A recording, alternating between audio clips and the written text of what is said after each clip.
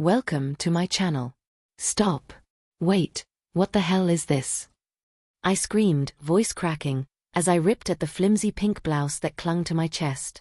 My reflection in the mirror was a nightmare I couldn't escape. Long, silky hair framed a face that was mine but not mine. My jaw, my eyes, even my body felt alien, twisted into someone else's version of me.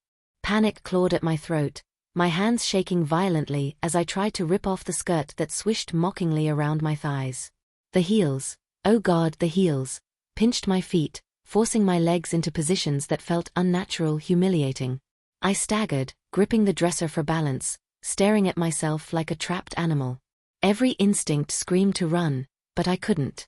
I was bound to this new reality, to this grotesque, girly costume that someone had forced onto me, and I had no idea how or why. This isn't happening. It can't be happening. I shouted into the empty room, but my own voice betrayed me. It was shrill, girlish, a sound that made my stomach churn. Every word that escaped my lips made me cringe, each syllable a cruel reminder that my control was gone. My reflection tilted its head at me mockingly, almost alive, almost enjoying my humiliation. I sank to the floor, gripping my knees, trying to make sense of it. The memory of earlier that day came flooding back. The knock on the door, the envelope, the words I'd laughed off, a little fun won't hurt. Ha! Fun. That word felt like a knife now, dripping with mockery. Someone had planned this, orchestrated my torment, and I was the powerless audience trapped inside my own body. I caught sight of the makeup scattered on the vanity, the soft pink blush, the shiny lipstick, the tiny brushes, and a wave of nausea hit me. I'd never worn makeup in my life, never imagined the sensation of someone else's fingers contouring my cheeks, accentuating the curves I now had against my will. And yet, I felt an almost perverse curiosity, a flicker of something I couldn't name, even as fear, anger, and embarrassment tore through me. My hands shook as I touched my face, soft, smooth, impossible. My chest heaved, not from exertion but from panic. I wanted to scream again, to break something, to reverse this, but there was no undo button. I was trapped, helpless, exposed, and fully girly. The reality hit me like a freight train. Whoever had done this had power. Total, unrelenting power. And I was utterly at their mercy. Then came the whispers. My own internal voice, louder than ever. You're different now. I swallowed hard. You look like her. My reflection smirked slightly, and I realized with horror that it wasn't just my clothes that had changed, it was me. My body, my posture, my entire presence. Every glance I gave myself screamed that resistance was futile. I wanted to rip everything off, hide, run, disappear. But where would I go? Even the walls of my room felt like a cage. Every movement reminded me of my new reality, the sway of my hips, the unfamiliar weight of my chest, the prickling awareness of every curve that had never been there before. I was no longer the person I had been. I was something else. And in that terrifying, suffocating moment, one horrifying thought crystallized. I wasn't going back. Not without a fight, yes, but the rules had changed. I had been trapped. Trapped in girly attire, trapped in a body I didn't recognize, and trapped under someone else's control. The fight wasn't just about clothes. It was about identity, power, and survival. I clenched my fists, jaw tight, fighting back tears of rage and fear. I wasn't ready to accept it, but I was already living it. And from the depths of that panic, a stubborn, dangerous spark ignited inside me. If this was the game they wanted to play, I'd play it, on my own terms. Somehow, I didn't just step out of my apartment, I stumbled into a nightmare dressed as a nightmare. The sidewalk burned beneath my heels, every swish of my skirt like a neon sign screaming, "Look at her! Look at her!" I wanted to vanish, to sink through the cracks of the city, but my feet refused, my legs trembling as if mocking me. Every stranger's gaze felt like a drill boring into my skull, every whispered laugh a lash across my dignity. "Is she serious?" someone muttered behind me. I froze, panic clawing up my throat, my heart hammering like a war drum. My reflection in a store window caught me mid-step, and I nearly screamed. The face staring back wasn't fully mine. It was mine, distorted, warped into something fragile, delicate, completely unrecognizable. Long lashes, soft cheekbones, the faintest pink blush. I looked like a caricature of femininity, forced into life like a puppet on strings. I tried to walk faster, to escape the merciless eyes, but the skirt swirled around me, the heels clacking like a death sentence on the pavement. Every step was agony, every glance a reminder, the world knew. My reflection in the glass doors of every shop, every passing car, every shiny surface was a cruel echo of what I had lost. Power. Control. Authority. Respect. Gone. Replaced with this. I thought about running home, barricading myself in my apartment, but my own body betrayed me. Every sway, every step in these shoes, every flick of my hair screamed, she belongs out here. She's trapped. She's exposed. And God, the way my voice had changed. Even the sound of it made my stomach twist, soft, high-pitched, completely alien. I tried to whisper a curse, but it came out musical, teasing, sweet, and I hated it. Work should have been a fortress. My desk should have been neutral ground. But stepping into the office was like walking into an arena, gladiator style, only I was the spectacle, not the warrior. Heads turned, whispers swirled like smoke around me. "Is that him?" someone asked, incredulous. Another laughed softly, unable to contain it. My pulse spiked. I wanted to crush something. To scream. To disappear entirely. But the rules had changed. My body, my clothes, my very presence, they were on display, out of my control.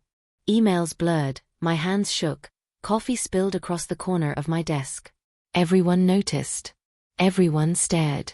My boss cleared his throat, slow, deliberate. Interesting. New strategy, I guess? Interesting? It felt like a public execution. I wanted to sink under the floor, wanted the walls to swallow me whole. And yet, I had to endure it. Had to survive it. Had to figure out, somehow, how to live like this without collapsing into tears. Even the simplest social interaction became a minefield. Lunch, oh God, lunch, was a war zone. Chairs were too low, skirts rode up, food dribbled down my fingers, and everyone was watching. Every single movement. Eyes tracing my hips, my chest, the way my shoulders moved. I could feel my cheeks on fire, my chest heaving, trying to breathe without crying. I wanted to scream at them, tell them to mind their business, but my lips wouldn't obey. They were pink, glossy, soft, and fully visible to the world. By the end of the day, I was a mess, physically exhausted, emotionally shredded, mentally battered. Every reflection mocked me, every passerby whispered, every colleague's glance stabbed me. And yet, somewhere in the chaos, in the shame and fury, a small, dangerous thought crept in. I could play their game. I could survive it. I could fight back. Not by screaming, not by running, but by mastering it. By taking control where they thought I had none. The office had become a battlefield, and I was completely unarmed. Every movement felt amplified, every breath scrutinized. My chair squeaked against the tile floor, the swish of my skirt catching more eyes than I thought humanly possible. Papers rustled in my hands, yet no amount of concentration could drown out the whispers, the stifled laughter, the barely suppressed smirks. I felt like a display, a puppet forced to perform under a spotlight I hadn't agreed to step into. "Do you, need help with that?" a colleague asked, hovering too close, tone dripping with false concern. I froze, caught in the act of spilling coffee onto my keyboard, skirt fluttering in all the wrong ways. My chest tightened as my cheeks flamed, a blush I could not control spreading hotter than any summer sun. I wanted to snatch the cup back, scream at the idiot, but my voice, the high, girlish pitch, betrayed me before I could react. Every glance from my co-workers was a dagger. I could feel them analyzing me. My hair, my makeup, the awkward sway of my hips, the trembling of my hands. I clenched my fists under the desk, knuckles whitening, trying to summon the courage to act normal, to reclaim a shred of dignity. But normal was gone. My identity, my authority, every carefully built layer of my life had been stripped away in one cruel stroke, leaving me raw, exposed, vulnerable. Lunch was no sanctuary. Sitting at the cafeteria table, I realized that even the simplest human interactions had become lethal. My skirt rode up every time I shifted, exposing more than I wanted, and the heels forced me into a posture that felt humiliatingly elegant. Whispers followed me, snickers bounced off the walls, and eyes lingered like predators circling prey. A few brave co-workers made pointed comments, laughing at the discomfort etched across my face. "Wow! Someone's really embracing the new look," one said, smirking openly. I froze mid-bite, the sandwich falling from my trembling hands. Panic surged like electricity through my veins. I wanted to disappear, to melt into the floor, to vanish from the world entirely.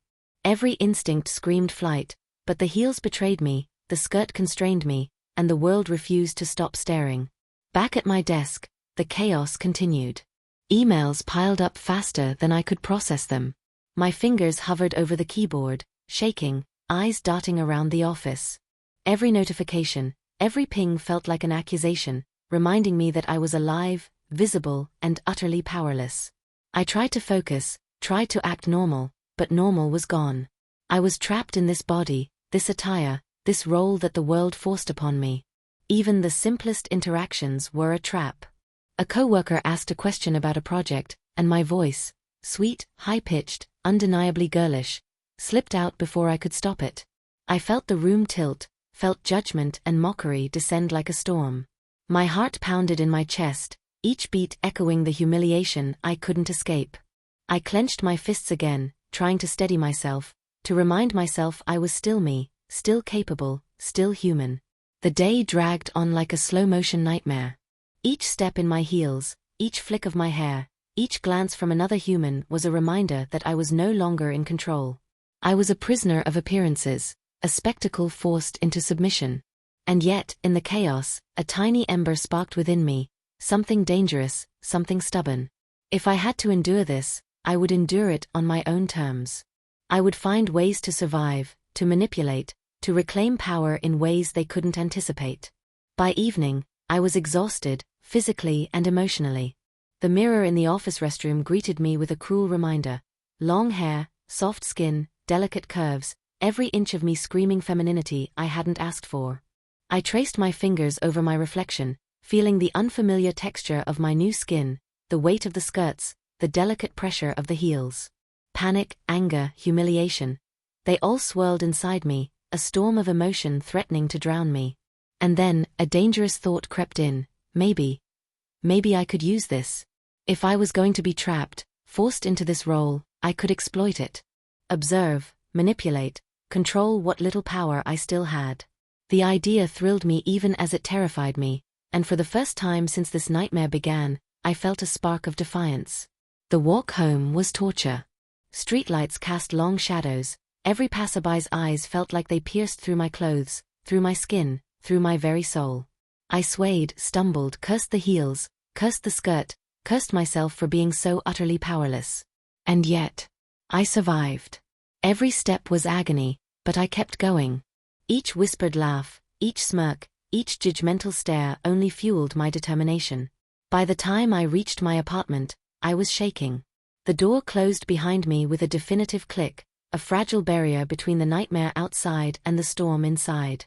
I collapsed onto the couch, heels kicked off, skirt wrinkled, makeup slightly smudged. Heart racing, mind spinning, I realized something terrifying and thrilling. I was trapped, yes. But I was alive. And if I wanted to survive, I would have to learn fast. I spent hours that night pacing, experimenting, testing my new voice, my movements, my reactions. The mirror became my enemy and my ally. I forced smiles, practiced sitting, standing, walking in a way that looked natural. The skirts, the heels, the makeup. It was all a language I hadn't spoken before, and I had to master it quickly. Each stumble, each mistake, each accidental slip only heightened the stakes, but also sharpened my focus. By the time I collapsed into bed, exhausted but alive, I realized something dangerous. I was learning. Slowly, painfully, humiliatingly, I was adapting. The daily life disruption, the humiliation, the chaos, it wasn't just torment. It was training. And whether I wanted it or not, the world had thrown me into the fire. And I would either burn or rise from the flames stronger than ever. The apartment was silent, but it felt alive, like it was waiting, watching, judging. I stood in front of the mirror, every inch of me screaming with unfamiliarity. Long hair tumbled over my shoulders, soft and silky, brushing against the lacy top I had refused to remove earlier. The skirt clung, teasingly short, and the heels made me sway like a tightrope walker in a storm. Alone, I could finally breathe, but even here, privacy was a double-edged sword. I started small, fingers brushing my cheeks, feeling the smoothness of skin I didn't recognize. I traced the curve of my hips, the slope of my chest, every movement magnified by the delicate clothing. Panic flared. This wasn't me. And yet, a flicker of something else stirred, fascination. I picked up the makeup scattered on the vanity. The blush, the lipstick, the eyeshadow, tools of transformation. My hand trembled as I dabbed a finger in the powder, brushing it lightly over my cheek. The color bloomed instantly, unnatural but stunning. My reflection wobbled, a perfect stranger staring back, yet a part of me, the part that had never experienced this before, thrilled at the sensation. I experimented with my voice next. A soft hum, then a whispered word, high, delicate, undeniably feminine. Panic shot through me like electricity, but I couldn't stop. Each sound was alien, each syllable a revelation. I laughed nervously, the sound airy and musical, a dangerous mix of embarrassment and intrigue. I tried speaking normally, but the voice betrayed me, higher than my memories allowed. Even alone, I felt exposed, vulnerable, but I also felt powerful. Clothes became my next experiment. I tried skirts of different lengths, tops of varying cuts, even experimented with layering and textures. The way fabric clung, swirled, and accentuated curves fascinated me. I twirled in front of the mirror, heels clicking against the hardwood, a mix of fear and thrill coursing through me. Each movement taught me something new: posture, poise, the balance between appearing natural and being painfully aware. And then there were accessories, jewelry, ribbons, handbags. I discovered that even a small change could transform the entire aura I projected. A necklace brought elegance, a bracelet hinted at delicacy. The mirror became a laboratory, and I was both scientist and subject, documenting every reaction, every sensation, every surge of emotion that rippled through me. I experimented with expressions. A smile here, a pout there, tilts of the head, arching brows. Each subtle shift felt like a language I was learning, a code for surviving in this forced girly existence. Alone, I dared to explore what the world wouldn't let me publicly: curiosity, power, vulnerability. My reflection became a teacher, a rival, a friend, and an enemy. Sometimes I caught glimpses of myself I didn't expect. There was a thrill in seeing the curves, the softness, the delicate sway of my hips. My mind battled between shame and fascination, panic and exhilaration. Could I ever walk outside like this and survive? Could I ever wield this forced femininity as a weapon, rather than a shackle? Hours passed. The night deepened, and my apartment, once a cage, felt like a stage. I experimented with posture, voice, clothing, makeup, even subtle mannerisms. Each discovery was a double-edged sword, terrifying in its exposure, intoxicating in its power. I caught myself laughing softly alone, at the absurdity of it all. The humiliation I had felt before had not disappeared, but it had evolved. By the early hours, I had learned something crucial: I was more adaptable than I thought. This forced identity, this trap of girly attire and altered body, was no longer just a source of terror. It was a tool, a key, a secret playground where I could test boundaries, explore desires, and understand the power that came with perception. I stared into the mirror one last time before collapsing onto the bed, exhausted but alert. My reflection smiled back, knowing, teasing, powerful. Alone, I had discovered a frightening, intoxicating truth: my body, my voice, my appearance, though stolen, forced, alien, could be mastered.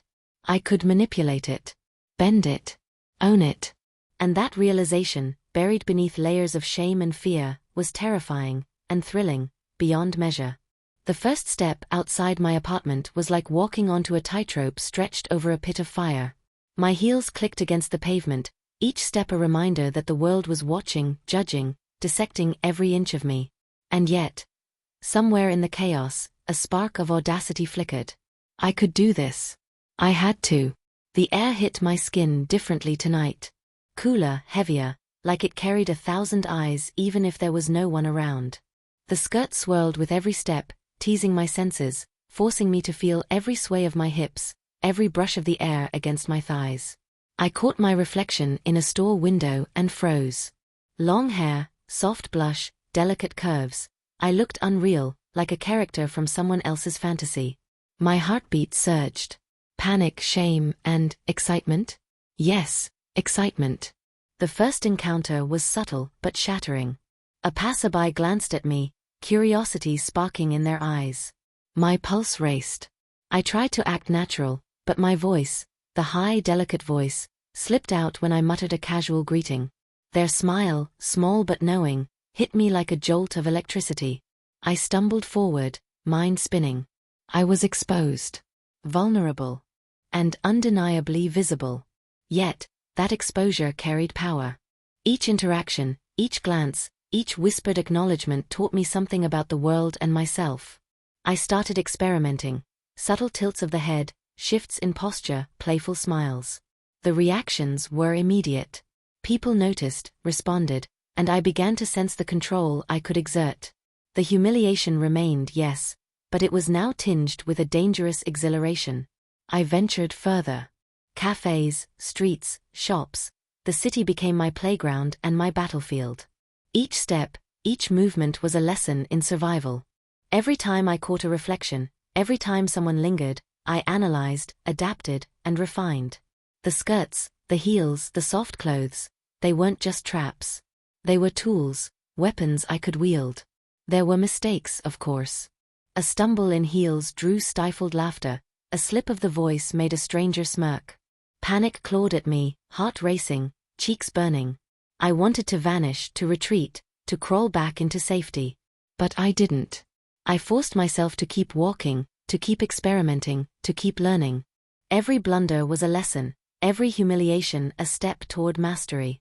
I began to notice patterns, the way certain movements drew attention, how subtle gestures conveyed confidence or insecurity, how my voice, tone, and posture could manipulate perceptions.